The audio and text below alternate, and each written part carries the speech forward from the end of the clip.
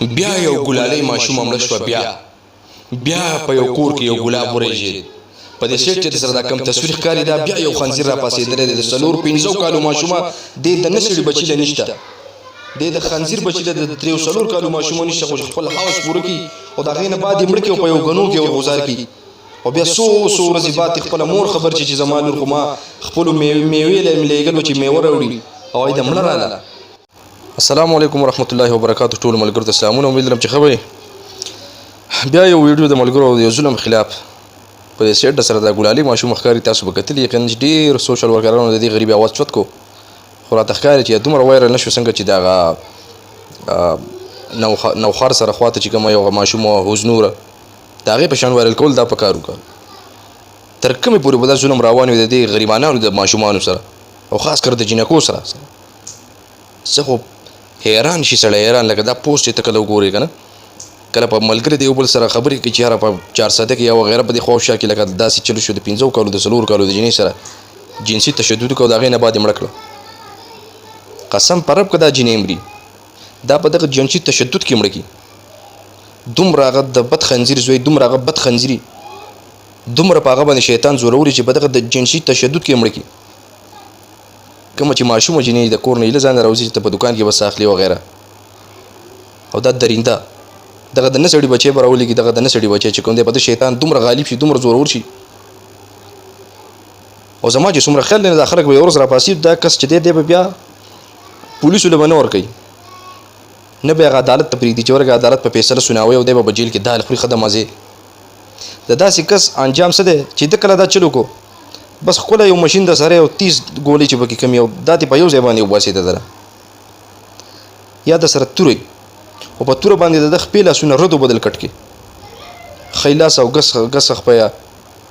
یا ګس لاس او ښی خپه چې دی د عمر د کټ کې چې د خلک ته عبرت واخلي. تاسو که سوچ وکړئ که نه دا خلک دا ډاډولي شو دا درندګان چې کوم دي دا ډاډولي شو. د دې اصل وجه هم دغه ده چې یاره دغه جج چې کوم دی پته نشته چې جج له څه تندر په دې جج راولېدلی دی چې په داسې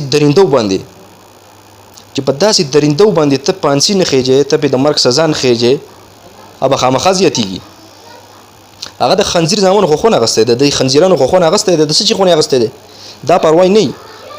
خو که چېرته په دې خنزیرانو کې یو چېرته پانسي شوی وی یو یا په یو چوک کې په یو مشهور چوک کې پانسي شوی چې راشئ د مردان یو غټ چوک کې دی په دې کې په پلان کې ورځ باندې ټول راجمع شئ یو کس په پانسي کوو هلکه کم کس په پانسي کوي هغه کس په پانسي کوو دغه جنۍ سره چې تشدد کړی او بیا یې مړه کړې وه. نو که چېرته یو کس بیا په یو جنۍ په لاره روان وي او د ده په زړه کې دا راشي چې یاره ورګه دا زه د خپل هوس ښکار کړم نو ده ته به بل یو سوچ هم راشي چې هلکه بیا مې په چوک کې پانسي کوي ځکه چې په 13 میاشت کې هغه بل پانسي کړی مثال خبره در کوم. نو هغه خو څنګه چلو شي بس پولیس غریبانه ګرفتار کې منډې تړلې پسې وي غرونو ته پسې لاړ شي پولیس ستړي شي او چې کله عدالت ته پیش شي نو عدالت بس جیل ته ولېږوي زه یو 10 ورځې دي تال وخوري بیا یو میاشته پورې کیس روانې بیا بس عدالت یې بري کړي په ضمانت باندې پرېږدي وغیره کیس بیا روانې تر مرګه پورې روانې. هغه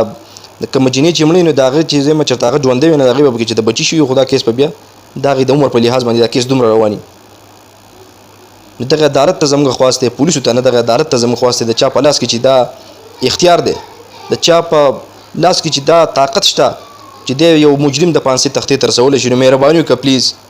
مهرباني ده چې د داسې درندو چې دي د دو کیسونه نور مه اوږدوه د دونه دا جیلونه وزګار کوي. څنګه چې ما ووایي چې لږ هغو دا خونه اخیستی دی چې راشه بس پلانکیم په 13 میاشت کې یو جنسي تشدد کړی او بس پولیسو نیولی دی اوس دی بل ورځ راخلاص شوی دی یا وایي چې بس په جیل کې دی بل ورځ به راخلاص شي زه به هم یو 9 میاشتې یا یو میاشت 2-3 به زه تېرې کړم او بیا به راخلاص شم. تر کومې پورې به دا ظلم روان وي تر کومې پورې دا خبره خو ډېره زیاته اوږده شوه تقریبا د 2017-18 نه لګاتار دا یو قصه روانه ده او دا خو د هغه وي چې کوم سوشل میډیا ته ښکاره شي لکه مثال په طور یو کس پوسټ ورکړي چې دې جنۍ سره ظلم وشو د دې نه په پټه به څومره کېږي چې د هغې نه نه سوشل میډیا خبري صرف پتې د هغه جنۍ کور والا خبري او عدالت پتې خبري. نو که چېرته زما د عدالت دې خنزیرانو ته د نه سړي بچو ته چې ته پانسي واورئ او په دغه ټیم باندې دومره کړي نو زه یم چې روان نسل یا روان چې کوم یو د هوس په زور باندې جنسي تشدد کول غواړي هغه به د دې نه ضرور توبهګار شي. دا ویډیو سره شیر کړئ او د خپلو ماشومانو او د خپلو بچو ډېر زیات خیال ساتئ خاص کر د ښکته خلک چې کوم دی پېښور 400 دا نوخار وغیره ځکه چې دا درندۍ نه پرېږدي دا درندې نه پرېږدي قسم په خدای که دا انسانان ماته ښکاري چې د 15 د 6 کالو ماشومې سره لکه ته دا نمونه عمل کوې که نه دې ته ویلی شي بد ځناور درته وایي دته خنزیر ویلی شي د ده په دې سینه کې نه دی په دې کې زړه نه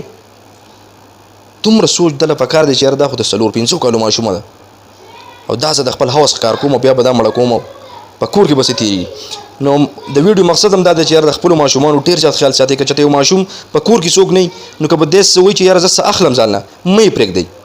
دی چې په دې کور کې لږ وژاړي دغه ښه ده خو چې د عمر جړا نه چې د عمر د سترګې پټې کړي نو هغه نه ده ښه ځکه چې ته یې پرېږدې هم خو څوک یې نه پرېږدي د بد خنزیر زامن دغلته شته لکه خنزیران شته نه یې پرېږدېدله خوري دې ته خوراک وایي نو د خپلو ماشومانو ډېر زیات خیال ساتئ او چې چېرته هم ساه اخلي نو چې په کور کې مشر نه هغه میندې خویندو ته هم وایو چې ماشومان چېرته هم یوازې مه پرېږدئ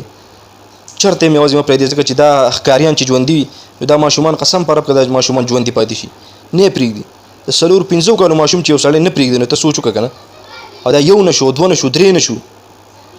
په 2020 کې چې کوم چل روان دی خدای دې خیر کړي چې دا به تر کومې پورې به دا سلسله روانې دا قصه به روانې هر مور به جاړي هر پلار به جاړي نو عدالت ته زمونږ دا خواست دی چې مهرباني وکړه داسې درنده سره چې کوم دی د دوی سره ډېر وخت مه خرابوه د عدالت وخت هم مه خرابوه خپل وخت هم مه خرابوه په دوی ډایرکټ پانسي پکار ده ډایرکټ